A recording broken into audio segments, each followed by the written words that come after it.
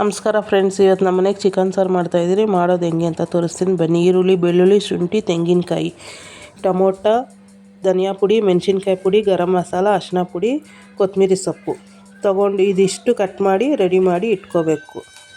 ಒಂದು ಬಾಣಲಿ ತೊಗೊಂಡು ಗ್ಯಾಸ್ ಮೇಲೆ ಬಾಣಲಿ ಇಟ್ಟು ಬಾಣಲಿಯಲ್ಲಿ ಎಣ್ಣೆ ಹಾಕಿ ಬೆಳ್ಳುಳ್ಳಿ ಹಾಕಿ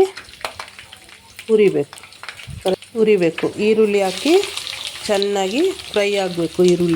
ಈರುಳ್ಳಿ ಚೆನ್ನಾಗಿ ಕೆಂಪು ಫ್ರೈ ಆಗಿದ ತಕ್ಷಣ ಟೊಮೊಟೊ ಹಾಕಿ ಸ್ವಲ್ಪ ಸಾಫ್ಟ್ ಆಗೋ ತನಕ ಬೇಯಿಸ್ಕೋಬೇಕು. ಬೇಯಿಸ್ಕೊಂಡಾದ್ಮೇಲೆ ಸ್ವಲ್ಪ ತೆಂಗಿನಕಾಯಿ ಹಾಕಿ ಇನ್ನೂ ಸ್ವಲ್ಪ ಸಾಫ್ಟಾಗಿ ಆಗೋ ತನಕ ಮಾಡಬೇಕು. ಆಮೇಲೆ ಧನಿಯಾ ಪುಡಿ, ಮೆಣಸಿನ್ಕಾಯಿ ಪುಡಿ, ಗರಂ ಮಸಾಲ ಎಲ್ಲ ಪುಡಿ ಇದಲ್ವ, ಅದು ಹಾಕಿ ಸ್ವಲ್ಪ ಚೆನ್ನಾಗಿ ಘಮ ಬರೋ ತನಕ ಹುರ್ಕೋಬೇಕು. ಲಾಸ್ಟಲ್ಲಿ ಕೊತ್ತಂಬರಿ ಸೊಪ್ಪು ಸ್ವಲ್ಪ ಹಾಕಿ ಮಿಕ್ಸಿನಲ್ಲಿ ಹಾಕಿ ಚೆನ್ನಾಗಿ ಪೇಸ್ಟ್ ಮಾಡಿ ಕುಕ್ಕರ್ ಇಟ್ಕೊಂಡು ಕುಕ್ಕರಲ್ಲಿ ಎಣ್ಣೆ ಹಾಕಿ ತೊಳೆದಿರೋ ಚಿಕನ್ ಇದ್ರಲ್ಲಿ ಹಾಕಿ ಚೆನ್ನಾಗಿ ಫ್ರೈ ಮಾಡಬೇಕು.